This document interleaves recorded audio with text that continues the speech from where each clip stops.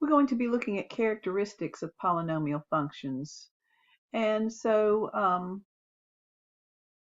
there are different ways you can write polynomial functions, and one way is with standard form. So these a's that you're seeing are numbers, and n here is the highest power of x, so n is going to be an integer, and we have it in decreasing powers. So if I have something like this,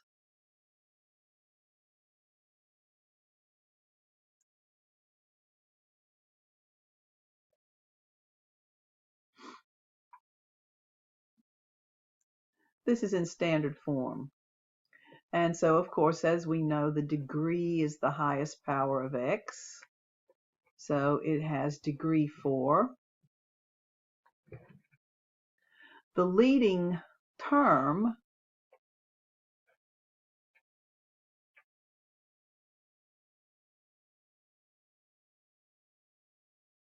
includes the highest power of x. And so what we have out the front here, this number 5, is the leading coefficient. But everything I've circled there is the leading term. And then we have our constant, or constant term. Now that's one way you can write a polynomial. This is also a polynomial, and you might say, well, it's not in this form. But if I multiply it through, if I FOIL it out, I have x squared plus x minus 2x minus 2. X minus 2x is minus x. Now it's in standard form. So here, what we had there was factored form, and here is standard form, and we can see it has degree 2. Its leading coefficient is 1, and its constant term is negative 2. Now, how can you tell if you have the graph of a polynomial? So if you haven't seen the formula, if all you have to go on is the graph, how can you tell that you've got a graph of a polynomial? Well, they have the following characteristics. First of all, the domain goes from negative infinity to positive infinity. Secondly, the graph is smooth. There's no sharp edges or corners. And finally, the graph is continuous. There are no holes or gaps. So this first one here is a polynomial function. If I was to use the x-axis to measure how wide it is to get the domain, then we would come in from negative infinity and keep going forever because of these arrows, the black arrows here. So the domain is all real numbers, negative infinity, positive infinity. The graph is smooth. So everywhere we don't have any jagged edges or corners. We just have a curve here at this top of the hill. We have another curve or hump there, no sharp edges or corner, and the graph is continuous. There are no holes or gaps. We can draw the entire thing without ever having to lift our pencil up. This is not a polynomial function. And the reason it's not a polynomial function is it's not continuous. CTS continuous. We have a hole here, and we also have a gap. So you can always tell it's continuous if it's impossible to draw it without having to lift your pen up from the paper. So I could come in and I could draw this bit here, but then when I got here to draw the rest of it, I would have to lift my pen up off the paper to continue on. It's not continuous. Now, this graph is continuous. There's no gaps anywhere. And if I go from left to right, it's going to keep going like this forever. Should have drawn arrows on that. So it has the right domain, but it's not smooth. It has sharp edges, corners, so that's not the graph of a polynomial function. So Polynomial functions have four different shapes.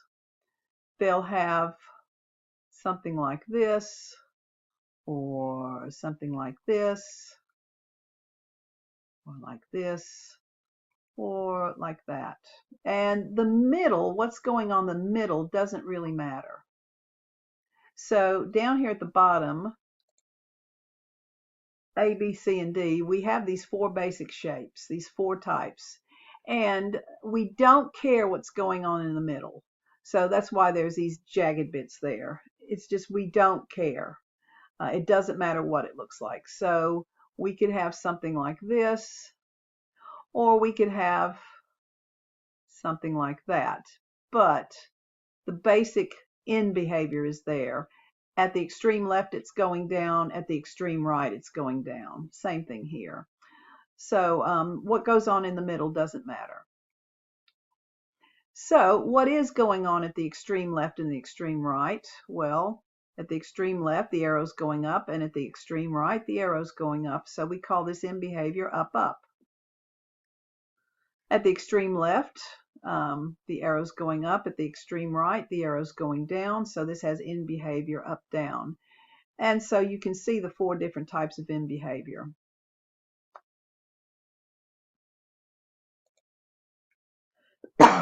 So this first example, all three of these graphs have end behavior down, up. And notice that it doesn't matter what's going on in the middle. All we care about is what's going on at the extreme left and the extreme right. Extreme left and the extreme right. So what's going on in the middle doesn't matter. Okay. And if we read this off from left to right, it's down, up, down, up.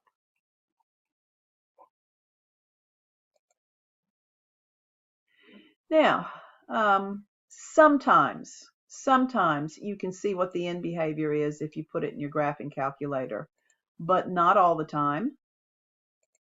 And the ones that they will give you on the final will not be ones that you can just put into your graphing calculator and look at. Okay. So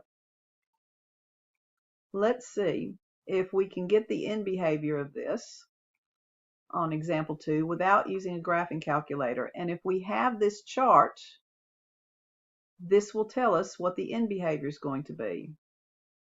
So what we first have to identify is the leading coefficient. Now be careful, the leading coefficient is not always just the first one you come to. The leading coefficient, if it's going to be in standard form, you have to write it from highest power of x to lowest power of x. So we have to rewrite this because we don't have the highest power of x being the one out the front. So here's our highest power of x. And then the next highest power of x is that. And then we have this. So this is my leading term. LT for leading term. The leading coefficient is -1. And the degree is 4. So if what we have is the leading coefficient is negative, and we have that the degree is even. So which one satisfies both? This is the one we want. So again, leading coefficient is negative, and the degree is even. That's what we want. Then the end behavior is going to be down, down. So in the solution here, it says make sure to check that f has been written in descending order with respect to the powers of x. With this example, we have to rewrite it. So your leading term is this, which is the same as that. The leading coefficient is negative. It's -1. And the degree is even. The degree is 4. So by the chart, we're going to have end behavior down, down. And I didn't need to use my graphing calculator to look at that. Not at all. Okay, so now let's look at the next one. What is the end behavior of that? Well, this is not in standard form. Do you have to write it in standard form? Well, you don't have to multiply all of this out because it's going to take a long time to do 2 times x minus 1 times x minus 1 and then times 2x plus 3 times 2x plus 3 times 2x plus 3. That's going to take a very, very long time to do. All we need is the leading term. That's all we need to get the end behavior. So to get the leading term, LT for leading term, I just need to take anything out the front and multiply it by the leading term of what's inside the parentheses to this power times the leading term of what's inside the parentheses to that power. So the leading term is going to be, and I'm going to write it here, 2 times x squared times 2x cubed. So I'm going to have to put the 2x in parentheses because all of 2x is getting cubed. All right, and so that's going to be 2x squared. And I'm going to have 2 cubed, which is 8, times x cubed. And if I put the numbers out the front, 2 times 8 is 16.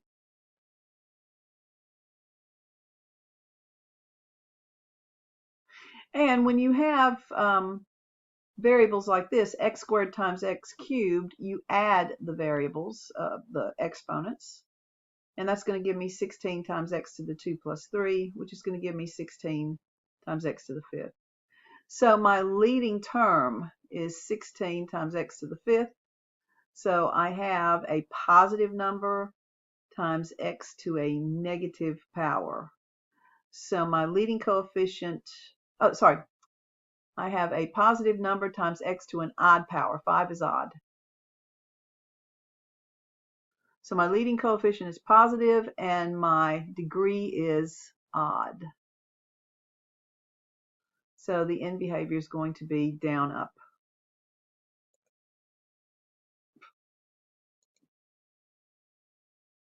Down, up.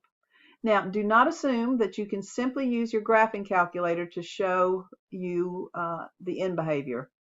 Graphing calculators are not able to handle all functions, and this is the type of thing you'll get on the test and on the final.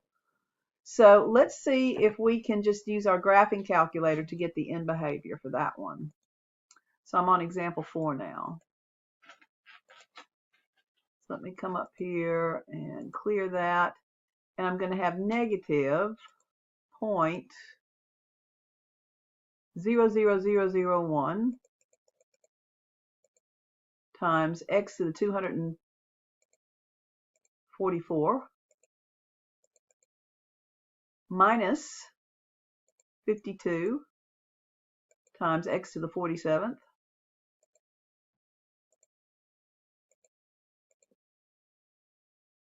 then plus 5571.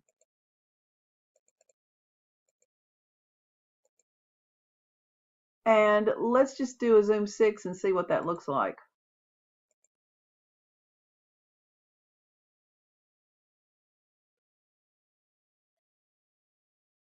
All right, it's not even showing up in our graph. Our calculator cannot handle it. So do not think that you don't have to memorize that chart and you're just going to put it in your calculator and see what comes up. So we're going to have to use the rules. Now, what have we got here? Well, here is our leading term because it's written in the proper order. And the leading coefficient is a negative number. And the degree is an even number.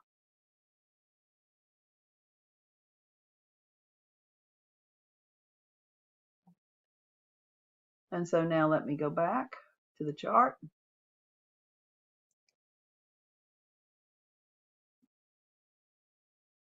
So the leading coefficient is negative and the degree is even. And so our end behavior is going to be down, down. And now let's return. Okay, and as you can see, end behavior is down, down. Okay, that's our answer. What can you say about the leading term of the following polynomial function? Well, first of all, we look at this, and the end behavior is down, up.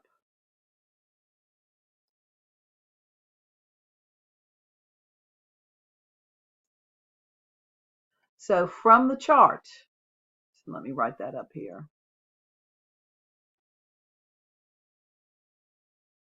So from the chart, if the end behavior is down, up,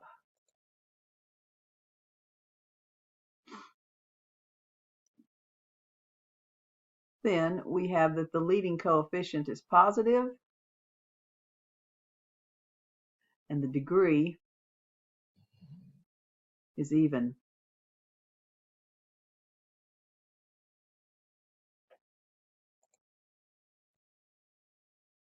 So by the chart, the leading coefficient is a positive number and the degree, oh, sorry, down, up, is odd. Okay.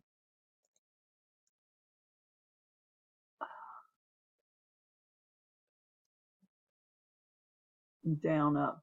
So, sorry, my bad.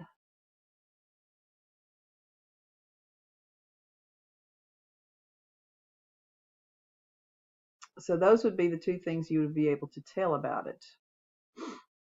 So if you had to, a multiple choice where you had to pick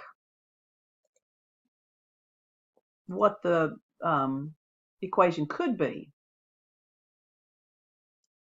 So something like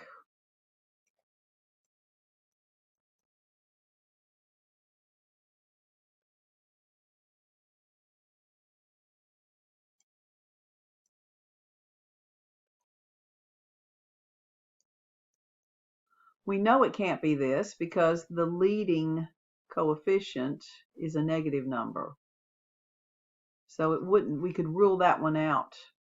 Because something like this, you try and put in your calculator, it's not going to show up.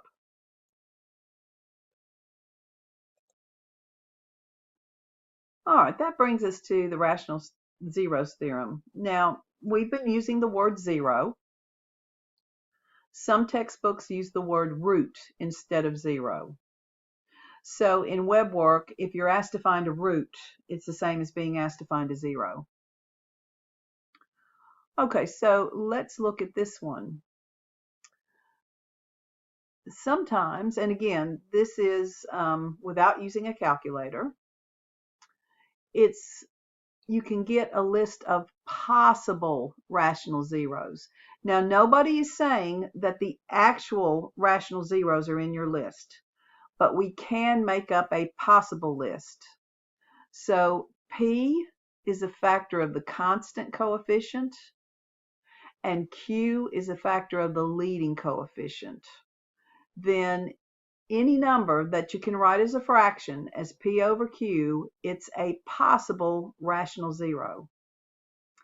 So let's put this into practice. Let's look at this example 8. I'm going to write that up here. And let's get a list of possible rational zeros. No one's going to say that these are the zeros. It's just a list of possibilities. So P is a factor of the constant coefficient. P is a factor of negative 11. So P can be equal to, well, what can give you negative 11? 1 times negative 11 or negative 1 times positive 11. So P can be plus or minus 1, or it can be plus or minus 11. So it's a factor of the constant. Q is going to be a factor of the leading coefficient. And 13 is also a prime number. So 13, I could have 1 times 13, or I could have -1 times -13. So Q could be plus or minus 1, or plus or minus 13. Now, what the rational zeros theorem says is that anything that you can write as P over Q is a possible rational zero. So our list of possible rational zeros are going to be anything. So I want a list of possible zeros.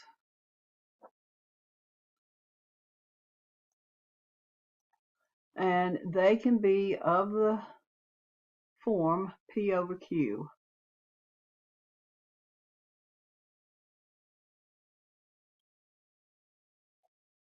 So my list is going to be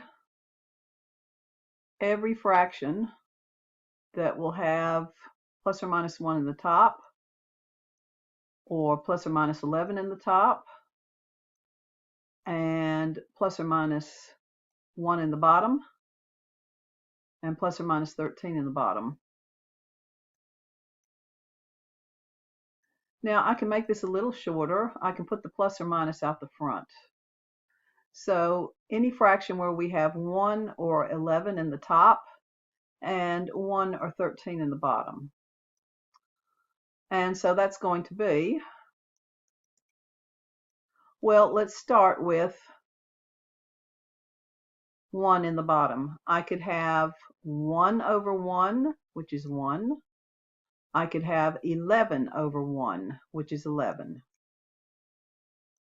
And now let's have 13 in the bottom. The fractions I would get would be 1 over 13 or 11 over 13. So I actually have 1, 2, 3, 4. I actually have 8 possibilities because remember we have this plus or minus in the front. So I could have -1, -11, -1/13, -11/13, and then the positive ones. That's my list of possible rational zeros. Nobody is saying that any of these are.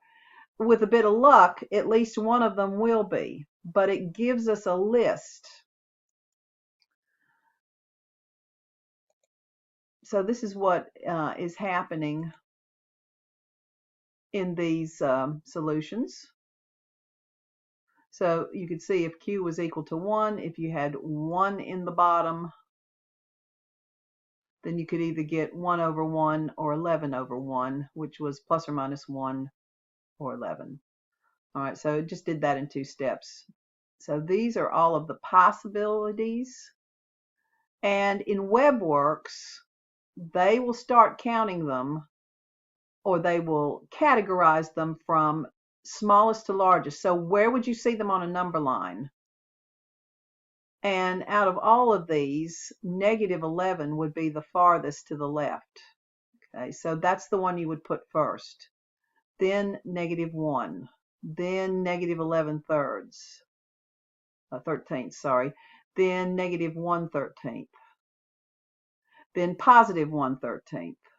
So where would you see them on a number line? 11/13 would be to the right of 1/13.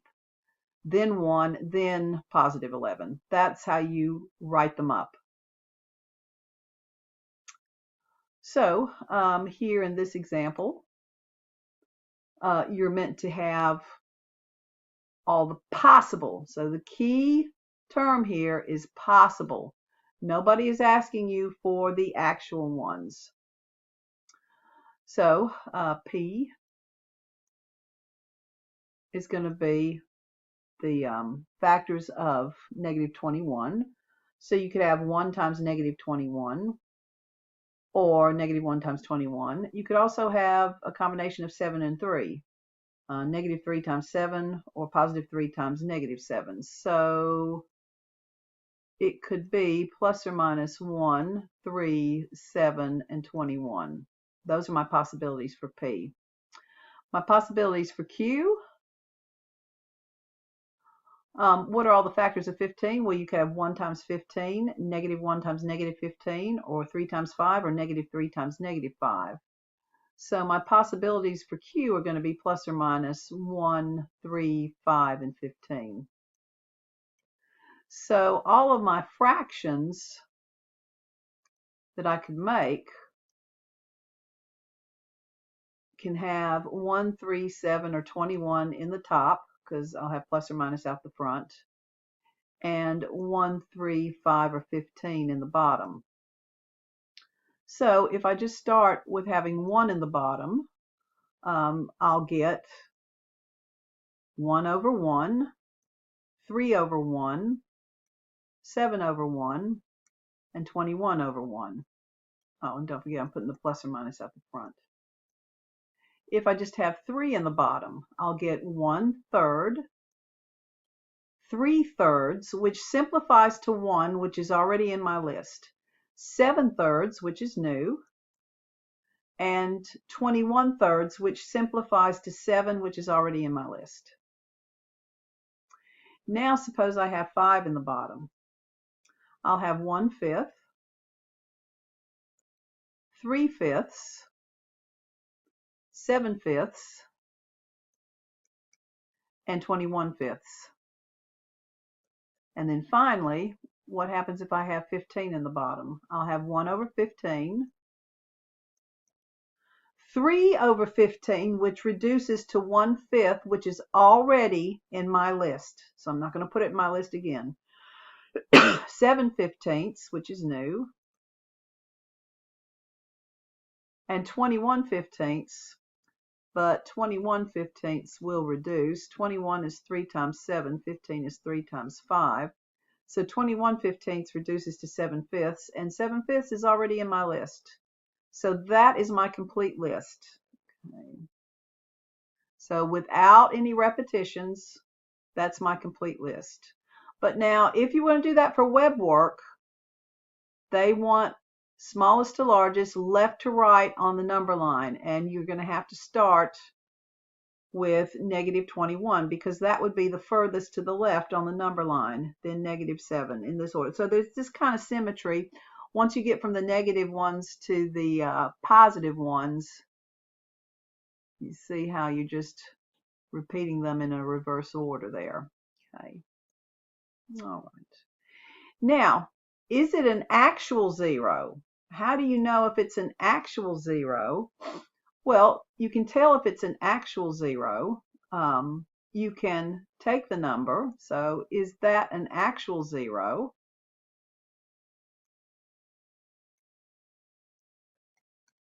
Well, I could see what f evaluated at negative 21 is. And everywhere there's an x, I plug in negative 21. And you put that in your calculator. And if that equals 0, then negative 21 is a 0. It's from the last lab. If it doesn't equal 0, negative 21 is not a 0. And so let's try this. And I just put that in there with the, make sure you use the negative symbol and not the subtraction sign. Then subtraction sign, 5, and then negative 21.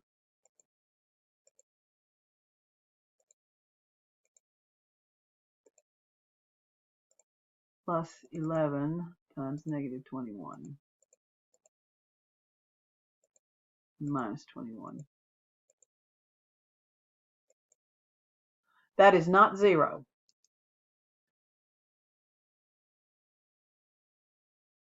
So it's not equal to 0. F evaluated at negative 21 is equal to that number. So negative 21 is not a 0. And so the web work will ask you, is it an actual 0? Well, you can say negative 21, no. You could also look at the graph and see if there's an x-intercept at negative 21, but the graph might be so horrible that there could be an x-intercept at negative 21, but it doesn't show up because everything's squunched together too much. And also with the fractions, you won't know from just looking at the graph. So if you wanted to know, like, is this an actual 0? Well, then you could evaluate f at 1/5, which would mean everywhere there's an x, you replace it with 1/5 in parentheses in the equation. And if that equals 0, then it will be a 0. And if it doesn't equal 0, it's not. So you put that into your calculator.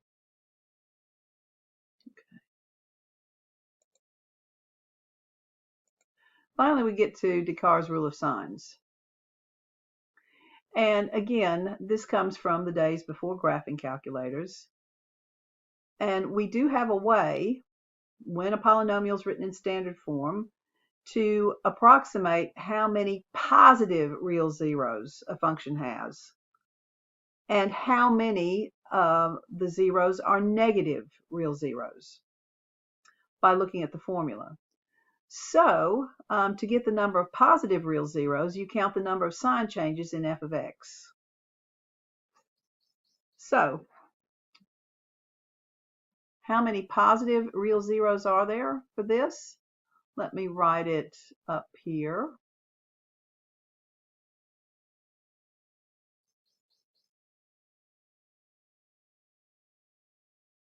So I'm going to count the number of changes in sign. Now this is positive 5, so I go from positive to negative. That is a change, so I'm going to count that as 1. Here I go from negative to positive. That is another change. That's my second change. Then from here, it goes from positive to positive. It's no change. So in all, I have 2 changes in sign. S-I-G-N. And so there are either going to be 2 or, and you keep counting down by multiples of 2. So you keep subtracting 2. There will either be 2 positive zeros or 2 minus 2, which is 0, or no positive real zeros. So in web work, you wouldn't write 2 or 0. You would write 2 and comma 0. Okay. Now, what about how many negative real zeros there are? Well, with the number of negative real zeros, you have to count the number of sign changes occurring for f evaluated at negative x. So that's the first thing you have to calculate. So again, let me write f of x here in black.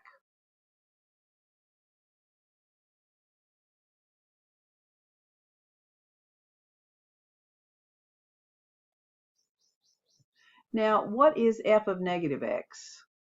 Well, what you do not do is just automatically change every sign. That's not how f of negative x works.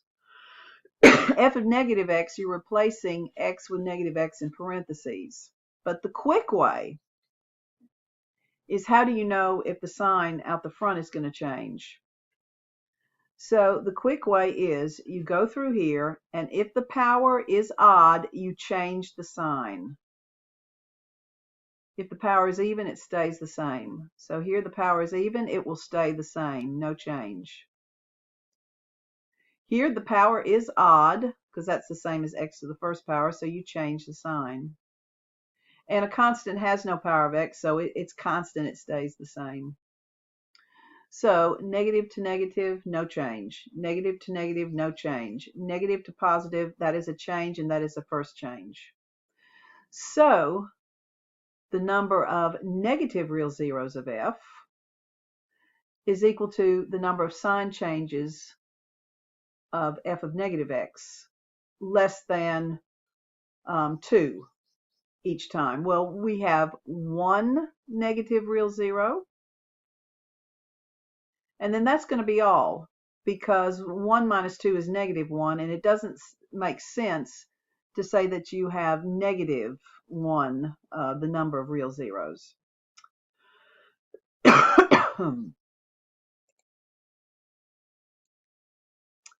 So in web work,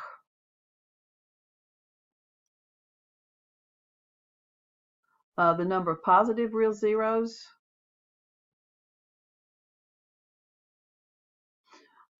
you'd have 2 or 0, and you would write it as 2, 0. Don't put the word or.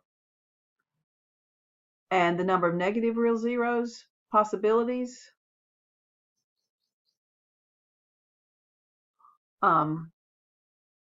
you have 1 negative real zero.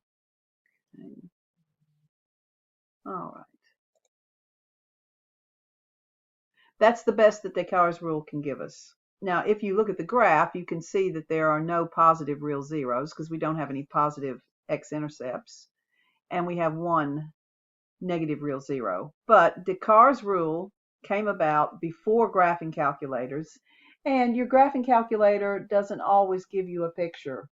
Sometimes it doesn't take it to get too complicated, and then it stops showing you.